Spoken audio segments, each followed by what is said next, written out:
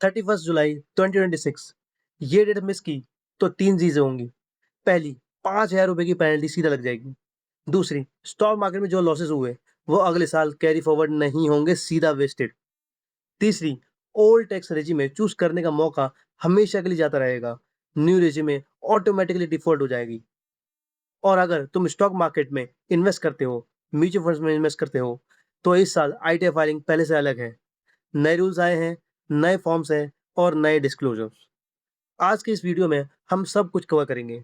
कौन सा ITR video form भरना है, गलत फॉर्म चूज़ किया तो डिफेक्टिव रिटर्न नोटिस आता है, एलटीसीजी और एसटीसीजी का टैक्स कैसे कैलकुलेट करें, नई रेट्स के साथ में म्यूचुअल फंड रिडेम्पशन कैसे रिपोर्ट करें, डिविडेंड इनकम बहुत लोग ये भूल जाते हैं, कैपिटल गेन्स स्टेटमेंट कहाँ से मिलेगा, ज़ेरोधा, ग्रो, सीएमएस सब कवर करेंगे और step by step income tax portal पर कैसे फाइल करें। 36 दिन बचे हैं ओनली। चलो शुरू करते हैं।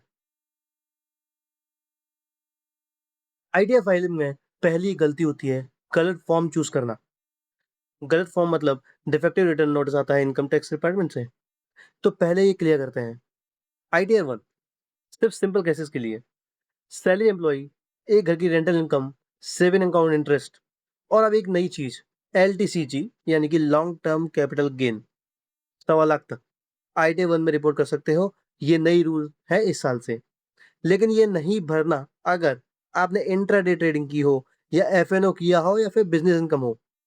आईटीआर टू ज्यादा स्टॉक इन्वेस्टर के लिए ये सही फॉर्म है। एलटीसीजी यानी कि long term capital gain 1.25 lakh से ऊपर हो तो आईटीआर टू पे जाइए।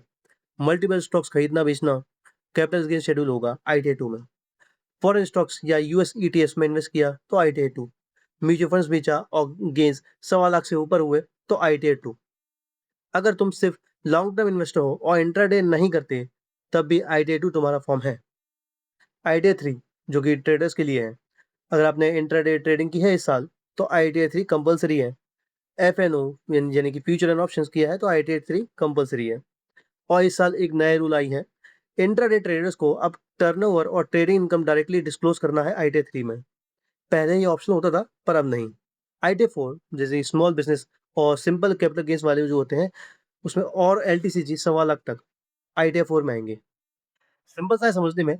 Just long term investor with stocks या फिर म्यूचुअल फंड्स में वो आईटीआर टू में आएगा। इंट्राडे और एफएनओ ट्रेडर किया तो आईटीआर थ्री में।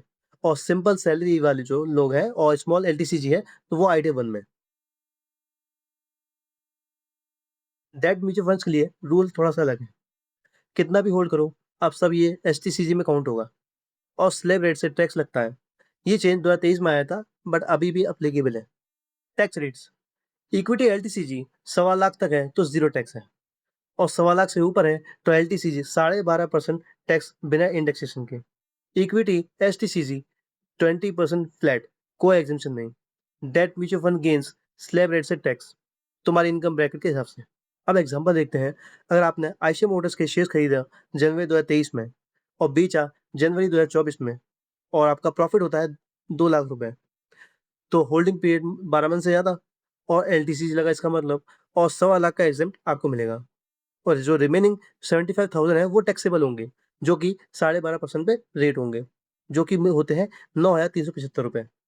वहीं दूसरा एग्जांपल हम देखें, टी शर्ट खरीदा आपने मार्च 2024 में और बेचा आपने सितंबर 2024 में। प्रॉफिट मान लीजिए आपका हुआ 50,000 और होल्डिंग पीरियड आपका 6 मंथ था, तो यानी कि एसटीसीजी लगेगा।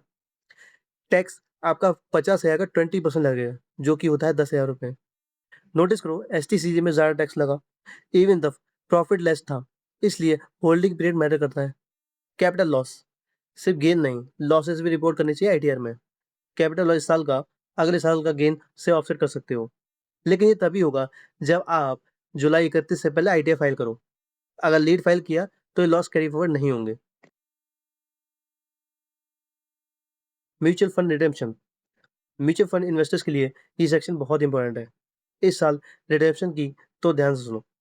एक साल से ज़्यादा होल्ड किया तो एलटीसीजी रूल्स अप्लाई होगा। 1.25 लाख तक एग्जाम्प्ट मिलेगा, उसके ऊपर वो तो 12.5% टैक्स। सेम रूल जो डायरेक्ट स्टॉक्स में है। अब आते हैं डेट म्यूचुअल फंड्स, सबसे इंपॉर्टेंट चेंज। अप्रैल 2023 के बाद खरीदा हुआ तो कोई भी होल्डिंग पीरियड हो स्लैब रेट से टैक्स लगेगा। ये बहुत लोग नहीं जानते। अप्रैल 2023 से पहले का पुराना इन्वेस्टमेंट था तो 3 साल की होल्ड करने पर इंडेक्सेशन वाला एलटीसी मिलता है। अब नहीं। हाइब्रिड फंड्स, फंड टाइप देखो, अगर इक्विटी में 65% से ऊपर इन्वेस्ट करता है फंड, तो इक्विटी की तरह टैक्स लगेगा, और इक्विटी में 65% नीचे इन्वेस्ट करता है, तो डेट की तरह टैक्स लगेगा। एसआईडी में देखो, ये फंड की एलोकेशन दी हुई है। एसआईडी मतलब स्कीम इन्फॉर्मेशन डॉक्यूमेंट। अब कैपिटल गेन स्टेटमेंट कहाँ से मिलेगा? तो सीधी बात है, सीएमएस पर जाओ, यानी CAMSonline.com पर। इन्वेस्टर सर्विस सेक्शन में कंसोलिडेटेड अकाउंट स्टेटमेंट ऑप्शन है। पैन नंबर डालो, ईमेल डालो और पीरियड डालो। अप्रैल 2025 से 2026 तक, मार्च 2026 तक। ईमेल पर पीडीएफ आता है, इसमें सारी म्यूचुअल फंड ट्रांजेक्शन और गेन्स लिस्टेड है।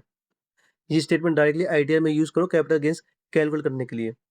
सीए को भी यही स्टेटमेंट देते हैं, तो ये डॉक्यूमेंट पहले से रेडी रख लो। डिविडेंड इनकम, जो कि लोग भूल जाते हैं। पहले कंपनीज डिविडेंड देती थी और डायरेक्टली डीडीटी काट लेती थी, यानी कि डिविडेंड डिस्ट्रीब्यूशन टैक्स। तुमको कुछ रिपोर्ट करना नहीं होता था। अब ये रूल 2020 में चेंज हो गया, लेकिन लोग अभी भी भूल जाते हैं। अब डिविडेंड तुम्हारे हाथ में दिया जाता है और तुम्हारे स्लैब रेट से टैक्स लगता है। मतलब अगर तुम 30% टैक्स ब्रैकेट में हो, तो डिविडेंड पर 30% टैक्स लगेगा। अब इसको कहाँ चेक करें? इनकम टैक्स पोर्टल पर AIS देखो, एनुअल इन्फॉर्मेशन स्टेटमेंट। इसमें सभी कंपनीज ने तुम्हारे डिविडेंड की इन्फॉर्मेशन ऑलरेडी डाल दी है। ये प्री पॉपुलेटेड होता है, तुमसे वेरीफाई करो और आईटीआई में इंक्लूड करो। छोटा अमाउंट लग सकता है, 200, 500, 1000, लेकिन इनकम टैक्स डिपार्टमेंट को पता है, उनके पास डेटा है। अगर तुम रिपोर्ट नहीं करोगे तो नोटिस आ सकता है। New tax versus old tax regime, ये सवाल हर साल आता है। न्यू रेजिम में लूँ या ओल्ड रेजिम में? इन्वेस्टर्स के लिए स्पेसिफिकली आंसर करता हूँ। न्यू रेजिम है, डिफॉल्ट हो गई है।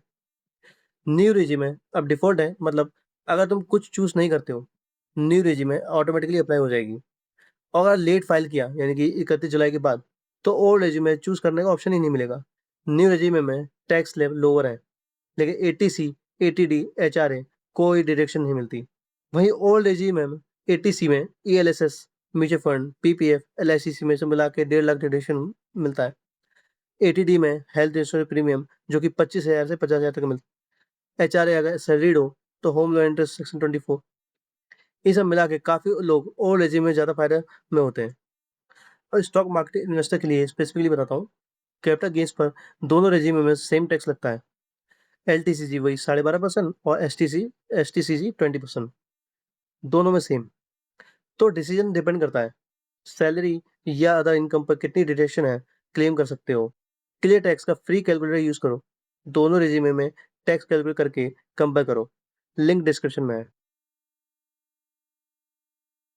कैपिटल गेन स्टेटमेंट कहाँ से मिलेगी? अब वो प्रैक्टिकल पार्ट जो बहुत लोग पूछते हैं।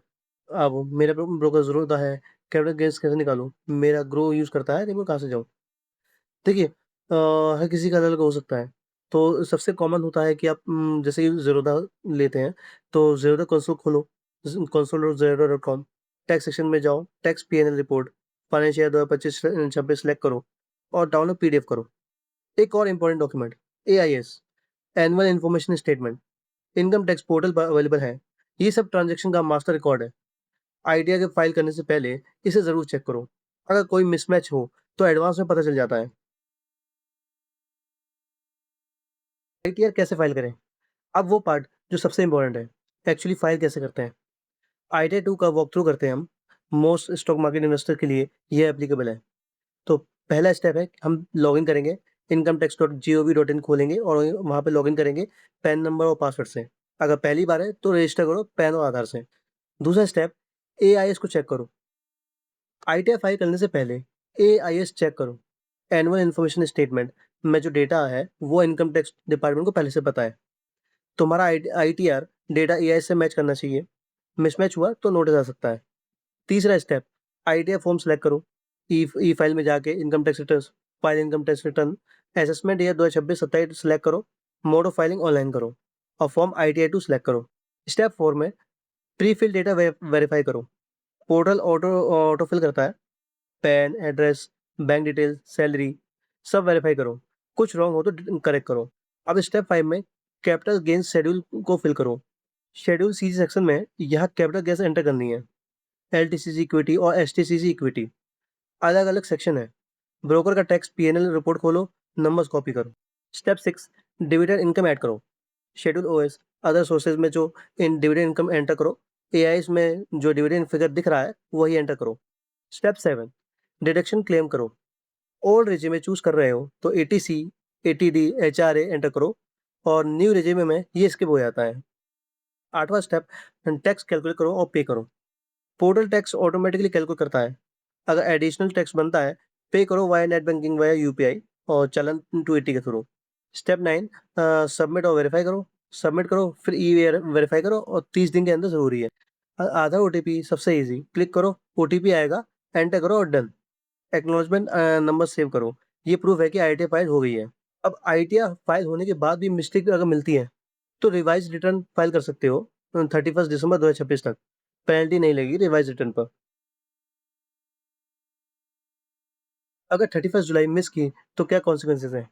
पहला लेट फ़ी, इनकम 5 लाख से नीचे है तो ₹1000 पेनल्टी लगेगी और अगर 5 लाख से ऊपर हुई तो 5,000 की पेनल्टी लगेगी। दूसरा इंटरेस्ट, अगर कोई टैक्स बनता है जो नहीं भरा तो 1% पर मंथ इंटरेस्ट अलग से लगेगा। तीसरा कैपिटल लॉस फॉरवर्ड ब्लॉक हो जाएगा। इस साल अगर पोर्टफोलियो में लॉसेस हुए, वो अगले साल के गेन से सेट ऑफ हो सकते थे, लेकिन लेट फाइल की वजह से ये बेनिफिट परमानेंटली लॉस्ट हो जाएगा। चौथा ओल्ड रेज़्यूमे गोन, न्यू रेज़्यूमे डिफ़ॉल्ट हो जाएगी, मैन्युअली ओल्ड रेज़्यूमे चूज़ करने का ऑप्शन नहीं मिलेगा। बिलेटेड रिटर्न 31 दिसंबर 2026 तक फाइल कर सकते हो, लेकिन पेनल्टी लगेगी। उसके बाद भी मिस हुई तो अपडेटेड रिटर्न आईटीआईयू मार्च 2031 तक, but additional tax plus 25% to 50% surcharge. Best option है कि 31 जुलाई से पहले फाइल करो, कोई इश्यू नहीं आएगा। डॉक्यूमेंट चेकलिस्ट, आईटीआर फाइल करने से पहले ये डॉक्यूमेंट्स रेडी रखो। पहला है फॉर्म 16 जो कि एम्प्लॉय डेटा है, जून में यूजुअली मिलता है सैलरी वाले लोगों को। दूसरा है AIS annual information statement, income tax portal से डाउनलोड कर सकते हो। तीसरा है फॉर्म 26 पोर्टल पे ही मिलता है, टीडीएस एंट्रीज वेरीफाई करो। चौथा ब्रोकर टैक्स पीएनएल रिपोर्ट जो कि ज़ेरोडा, ग्रो, अपस्टॉक्स जो भी यूज़ करते हो आप, वहाँ से मिलता है। पाँचवाँ सीएएमएस plus K fintech CAS mutual fund capital gains के लिए। छठा है bank statements, saving account interest report करना है। सातवां है इन्वेस्टमेंट प्रूफ्स 80सी के लिए ईएलएसएस, पीपीएफ, एलआईसी रिसीट्स। आठवां है हेल्थ इंश्योरेंस प्रीमियम रिसीट्स 80डी के लिए। तो ये थी complete guide stock market investors के लिए आइडिया 2026। 31 जुलाई डेडलाइन याद रखो। डॉक्यूमेंट्स पहले से रेडी करो, एआईएस पहले चेक करो, ब्रोकर से टैक्स पीएनएल निकालो, सीएमएस से सीएस निकालो, सही फॉर्म चूज करो, आईटीआई टू जो कि मोस्ट इन्वेस्टर्स के लिए है, और डिस्क्रिप्शन में सब लिंक्स हैं, क्लियर टैक्स और calculator, CMS, K fintech, income tax portal. अगर वीडियो यूजफुल लगा सब्सक्राइब करो, बेल आइकन दबाओ। तो मिलते हैं नेक्स्ट वीडियो में। बाय।